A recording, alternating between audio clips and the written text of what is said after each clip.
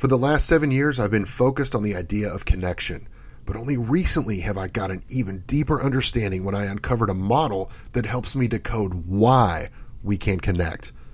We're going to share the details with you right after this. You're listening to Idea Charger Radio.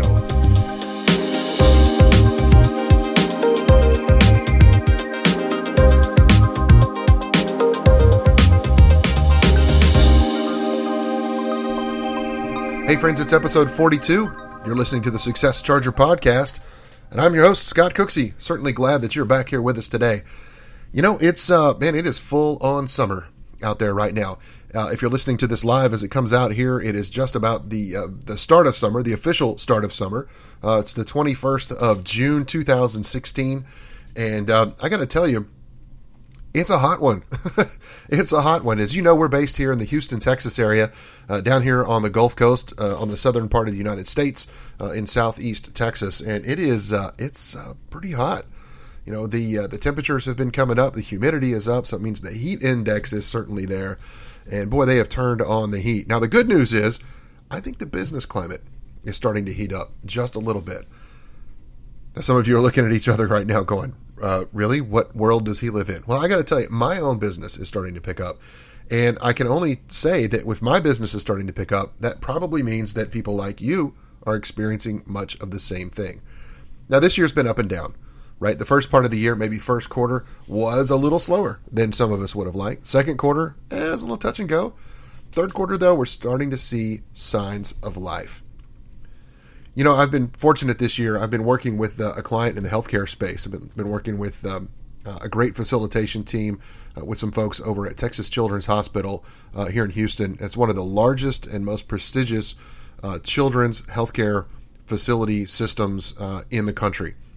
Dare I say in the world. I think it's a fantastic group, and I've had just a wonderful time getting to know so many leaders in that organization as we've had some really important conversations about coaching. And, you know, coaching is something that I do with folks one-on-one, and I love to come out and work with groups like that want to take coaching and bring it into their organization and do it even better than they've done it in the past. And so that's what our conversations have been centered around. And one of the things that we brought into this particular course that's a little deeper than what I've gotten into in some of the courses I've led in the past is we found some amazing research, and it's by a gentleman named David Rock. And David Rock has taken some really great strides in connecting a couple of key areas. Number one, of course, as we talk about a lot on this show, is leadership. Leadership is something I work with a lot of people on, and I think it's critical in every organization, large, small, public, private, for-profit, not-for-profit. Leadership is everything. It's not a title, okay? You don't get to be a leader just because it says so on your business card. You get to be a leader because people choose to follow you. Now, what I've noticed in the past 7 years of working with organizations, I've been talking to companies, I've been talking to real leaders, and I've been trying to understand what is it that makes great leaders great? What encourages people to choose to follow people that they admire? And I found that common thread, as you know, if you've been listening to the show for a while, is connection. And that's something I talk about quite a bit. But one of the things that's neat about David Rock's research is he takes these ideas about leadership and he combines it with actual brain science. Okay, so he takes neuroscience and leadership and he smashed these two ideas together into something we call neuroleadership. Now, I think that's a pretty cool title. And what I like about neuroleadership is that Rock has taken what I was observing and through his own study, he's defined it even further. And it's really allowed me to open up and have even better conversations with people about coaching and connecting on a deeper level when we understand what's happening. So in a brief synopsis, here's kind of what David Rock has learned and what he's shared with the world. He's figured out that when we have these business interactions, and I'd say any kind of interaction, when you're having conversations with people, there's one of two responses that generally gets triggered in the brain. Either one, you feel a reward status. Okay, so when you feel a reward state, I guess is probably the better word. You feel good. your brain actually fires off some of those endorphins, and your brain chemistry responds as if something really good has happened to you, and it makes you feel good, right? So if you think about people that you like working with, people that you would run through a brick wall for, people that really resonate with you, that you say, you know what, I admire what they're about, I'm paying attention to them, and I want to emulate some of the things that they do in my own style, that probably means that when you're around them, it's firing off some reward responses for you. Right, on one level. On another level, you're making individual decisions every single day about the people you come in contact with. Do I like them? Do I enjoy having conversations with them? Do I want to take our relationship to the next level? Am I willing to step out on a limb for you?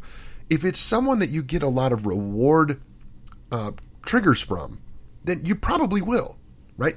You'll be more engaged. You'll be jumping in. You'll be anticipating what those folks need. You'll be trying to help them out. You'll be sensitive to how they feel. All those great things. You'll be tuned in to what's going on. In essence, you'll be strengthening your connections. But on the other hand, sometimes we have words that get exchanged with people that trigger a different response. And that will trigger a sense of threat. It's long been said that people are either working hard for you or they're working just as hard to get away from you. And I think that when you trigger those threat responses, it pushes people away from you. People tend to disengage. People tend to not want to be as committed to the cause. They don't care so much about what's happening in your company. They might go into all-out survival mode. They may be in trigger one of those fight or flight, right? They're either going to fight for what they believe is correct, and that becomes a distraction sometimes in and of itself, or they just simply shut down and they go away. Now, a lot of the work that I've done with groups, especially if I sit down to talk about personality traits, right?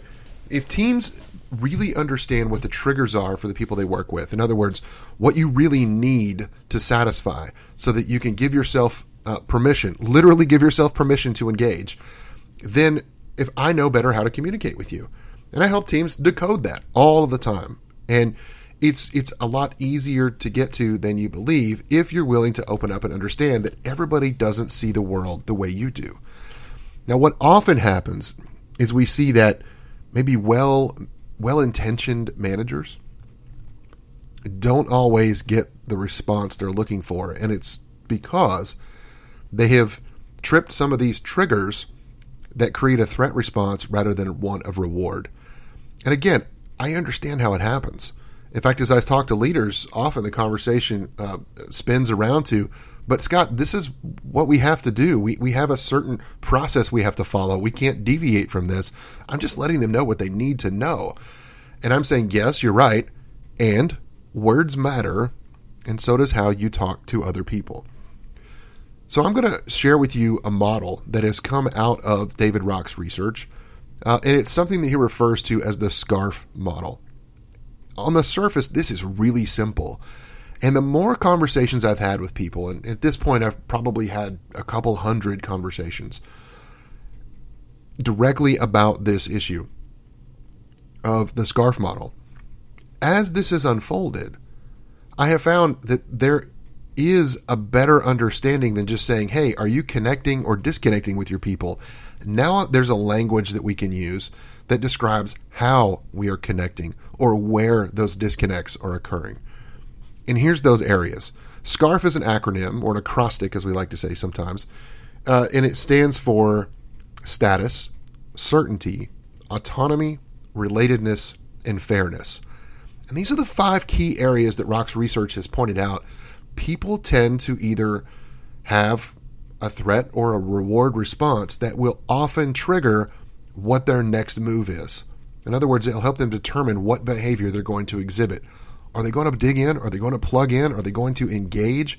Companies spend millions of dollars a year collectively, maybe billions if you think about all the companies in the world, trying to get more, trying to get people to engage. But even if you're a one-person shop, you're just trying to get your customers to engage. You're just trying to get critical business partners that you have, folks that you network with, that you count on to help drive new relationships and new introductions and new business to you. We've got to be able to not scare them off in an effort to let them know what we know and how we can help them. So often I have someone that approaches me, and the first thing they do is they almost talk down to me about what they can do to help me out before they've even bothered to learn about what my business is. Just this morning, I got an email from a company, and it was driven by someone who I've connected with on LinkedIn, and I'm grateful for the connection. It's someone that's in the recruiting space. I think those are good people to know. They often know about people in motion, what's going on, industry trends, what's hot, what's not, where people are moving. I think that's really critical to understand what's happening in business. But here's the disconnect for me. I wasn't understanding why this person sent me the email they did, because they were basically saying, hey, could we get together and talk about how I could help you hire people? No, we really can't. You don't understand me. You don't know me. Now, the reason I say that is because I don't have any employees. It's just me. Okay? Now, are there business partners I count on? Yes. Are there colleagues I regularly work with that together we go out and solve problems for clients and work together? Absolutely. Do I want to get leads? Do I really need to network with people and get to know more about what's going on in the business world? Absolutely.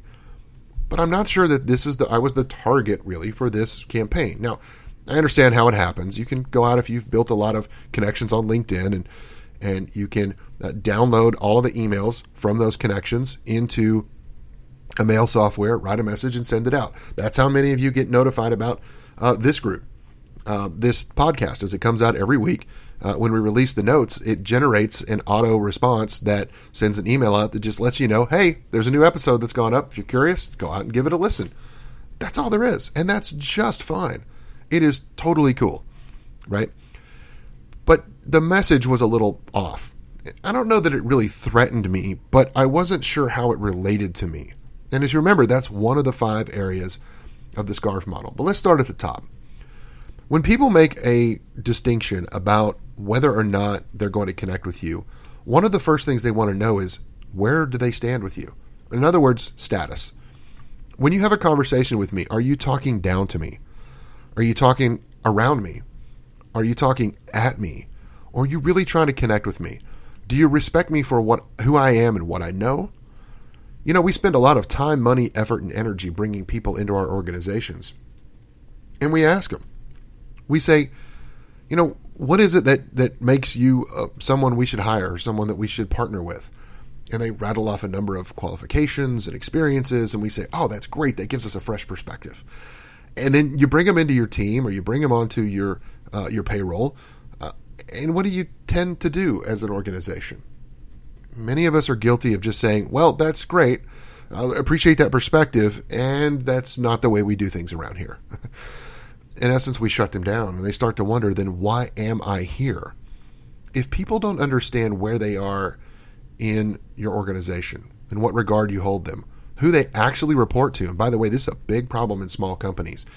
Small companies like to say, oh, look, we're small enough. Everybody knows what everybody else is doing. We're all on the same page. We're all on the same level. Nobody's really the boss. Somebody has to be the boss. Somebody has to have a certain set of responsibilities. Even if you divide and conquer who has the primary key responsibility for certain areas of your business, at least people know what they're in charge of and what it is you're asking them to do. The second piece is certainty. Certainty often shows up, I say, in conversations involving transparency. Look, if whatever's going on in your business, good, bad, ugly, the people that work for you deserve to know what's going on. Now, let me qualify that.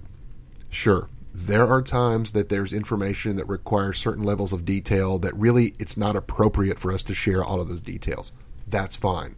I'm not saying divulge your deepest, darkest secrets or preserve the integrity of the confidentiality that you may be required for a variety of reasons to maintain.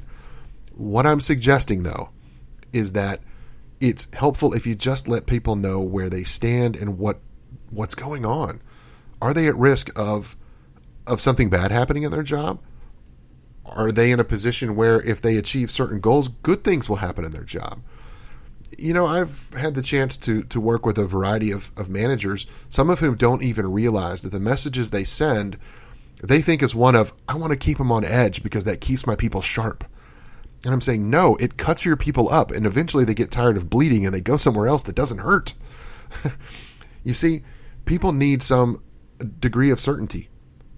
Why did the people that work with you, that work for you, come to work today? Why did you come to work today?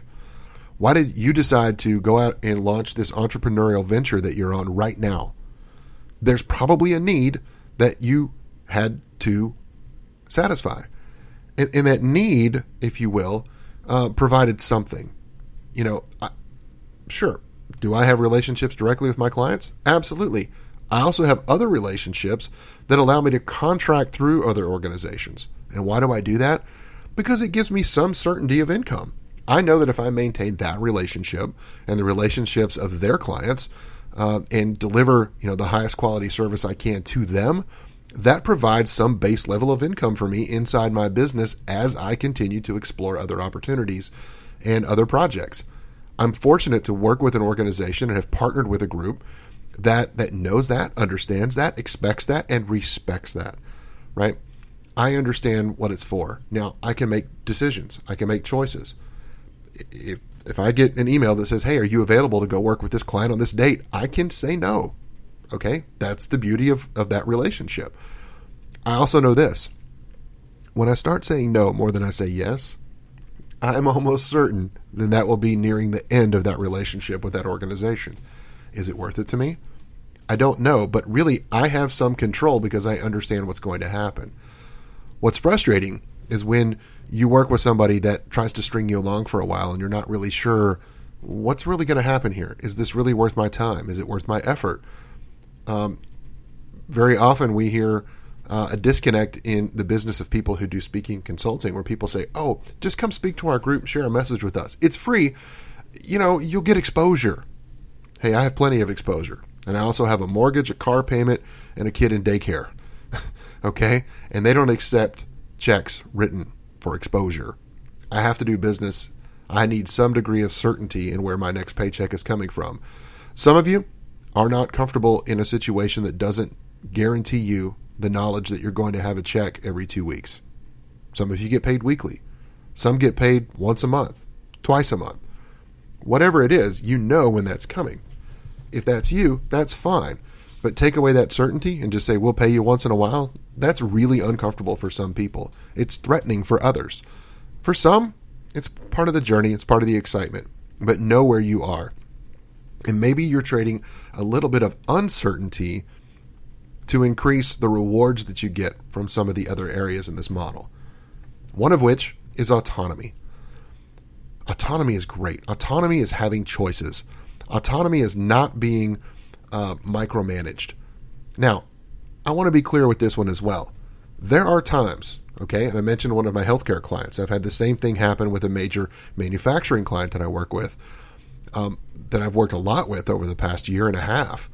We've taken hundreds of leaders through some workshops, and every one of them we've come back and talked about autonomy. And they say, look, we always have to manage to the number, but sometimes we feel like management has forgotten that we're dealing with people.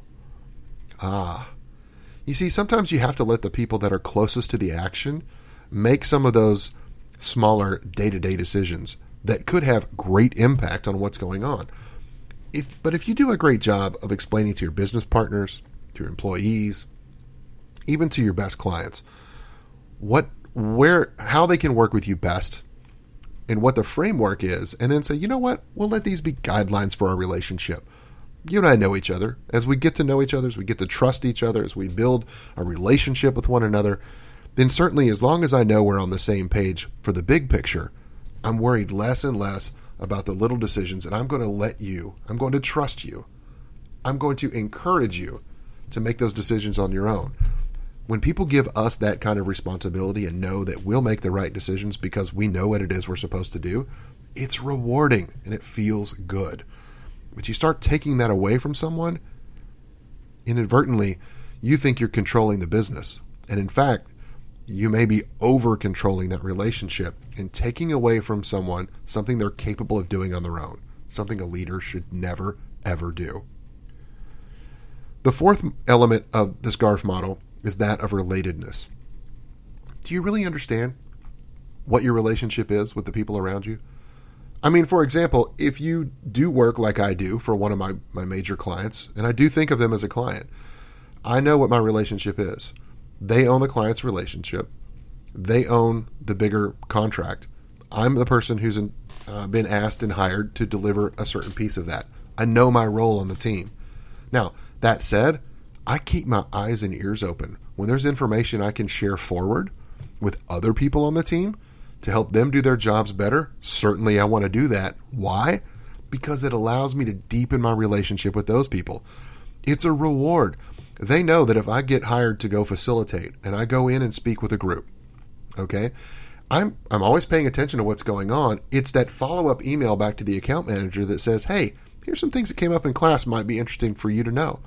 I've learned all kinds of things like key people, key relationships that we had in the company, announcing their retirement. Maybe it's finding out what some of the business units are thinking about, where some of the other needs might be for additional services and products that we could offer. You know, and I know that my role is not to try to step in and sell that, so I don't. I also know when I'm working with those clients, it's not appropriate for me to really market my own business there. So I don't. I just don't. I know what my relationship is there. I don't want to create a threat to that. I don't ever want the people that I'm there working on behalf of to ever think that I'm trying to compete with them to steal their clients away. Unfortunately, there are some people that have done that, and regardless of your intentions, only your actions can be observed. And people need to know that if you want to relate better to the people around you, then create some sort of connection with them. You know, it's not that hard. Okay, it's when people don't understand what their role is and what exactly it is that you really are asking them to do, or where they fit into the organization. Sometimes we make decisions about what happens to people around us, and inadvertently we set off those questions of doubt. Some of those I mentioned at the top of the show. Maybe that's what somebody's done to you recently, is you've wondered, well, gee, I thought we were better than this. I thought we were a little tighter than this, and now it looks like that we may not have the relationship I thought we had. Maybe I'm not going to offer back as much to you because I'm questioning where we really stand. It's just something to think about as you consider why you feel a more disconnect, or maybe why you feel better connected to some of the people around you. Finally, the last piece, which is certainly not the least significant, is that of fairness. At the end of the day, people need to know you're being fair. Now, one of the concepts that I've talked with a lot of leaders about,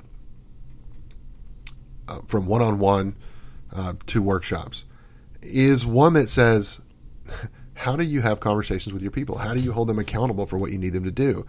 And very often, I will hear from a lesser experienced manager that doesn't understand that fairness doesn't mean treating everybody exactly the same. Now, wait, shouldn't you treat your people the same? Here's what I think is fair. Treat me to the same set of rules that everyone else is subject to.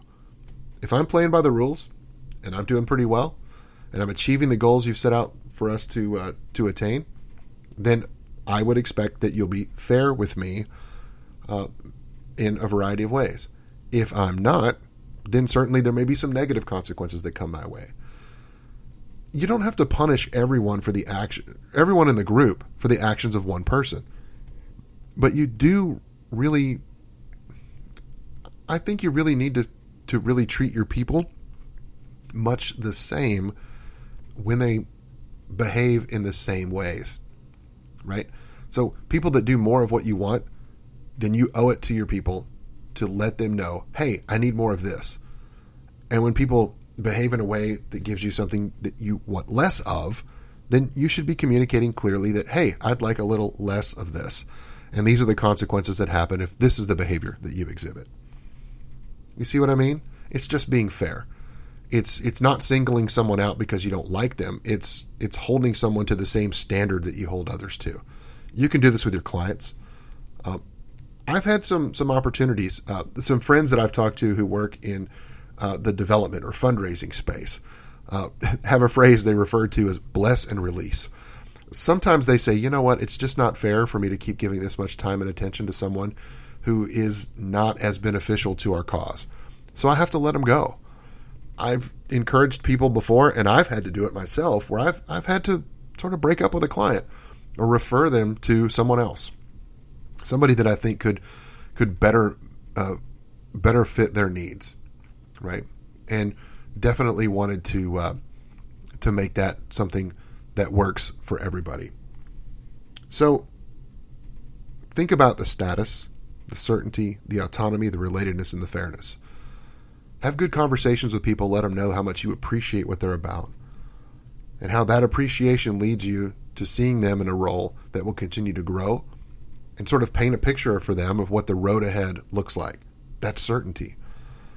You'll also let them know that as you see them grow and develop, that you'll need to tell them less about the details and more about the opportunities. In other words, you're just giving them more autonomy in what they do. They know exactly where they fit into your organization, how they fit with you as a business partner, how they interface with you and work with you, and where you hold them in terms of maybe regard versus others that do the same things they do. That's relatedness. And they know that you're going to be fair and reasonable with them all the time. And just by definition, that's fairness. Folks, it's just connection. But by studying what David Rock has to say and digging in a little bit, you can find out more of the reasons why. Pay attention to the words you say. Your people that work around you don't come to you and they say, you know what, you're threatening my relatedness to you. A lot of times people don't say, you've threatened my status, or I feel like you've taken away my autonomy. Maybe they will, but most people don't. You have to break out your leader decoder ring and figure it all out. So let's take connection a step further. This week, I want you to pay attention to the way you communicate with people.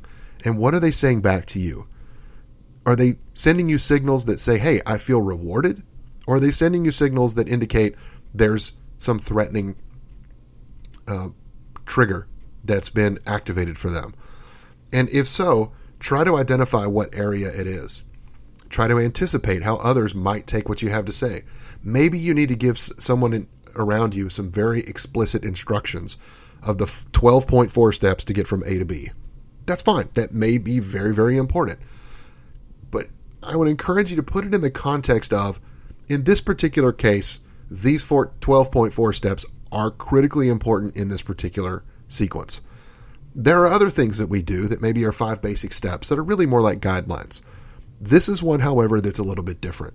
If you've got to hold someone accountable, then be very clear. It's only fair to let them know where they have autonomy and where they don't. Give them certainty as to what's going to happen. Focus on building relationships with the people around you, and certainly your own status will rise. Success Chargers, I'm going to leave it there for the week. I hope you go out and have a great and prosperous week. Look forward to hearing more from you, hearing back from you. Let us know what you thought about this. Was it helpful to hear about David Rock? You want to know a little bit more? Are you interested in maybe digging in with a little deeper conversation? Listen, I'm looking at putting together perhaps some free webinars and some events online where we could get together and have some of these discussions. I'd love to know if you're interested. Drop us a quick line, podcast@ideacharger.com, and say, count me in. That's it. That's all I need. And I'll be sure to follow up with you and let you know what's going on. All right, folks, until next week, we'll see you next time. Thanks. If you enjoyed what you just heard, please post your 5-star review and subscribe to Success Charger today. Your future is waiting.